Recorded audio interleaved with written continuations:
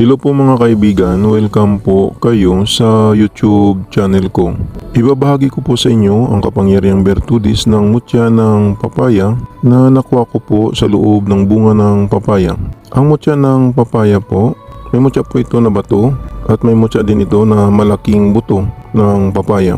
Yung nakuha ko po sa loob ng bunga ng papaya ay mutya po na malaking liso po niya at kasama po dito yung mutya na naging bato sa mga liso ng papaya. Ang mutya ng papaya na naging bato ay madalang lang po na makita po natin ito sa loob ng bunga ng papaya. Dahil ang palagi po nating makikita sa mga malalaking papaya ay yung tinatawag na mutya na malaking buto ng papaya o liso ng papaya. Ang mutya ng papaya ay maganda po na mutya ito. Pampaswerte po ito sa kahit anong negosyo basta sa kabutihan lang po. Panghalina at may taglay po ito na gayuma, pampalakas ng alinduga at karisma. Pag may ganito tayong mutya ay gamitin lang po natin sa kabutihan. Tingnan na lang po ninyo ang mutya ng papaya na naging bato at ang kanyang mutya na malaking liso o buto ng papaya.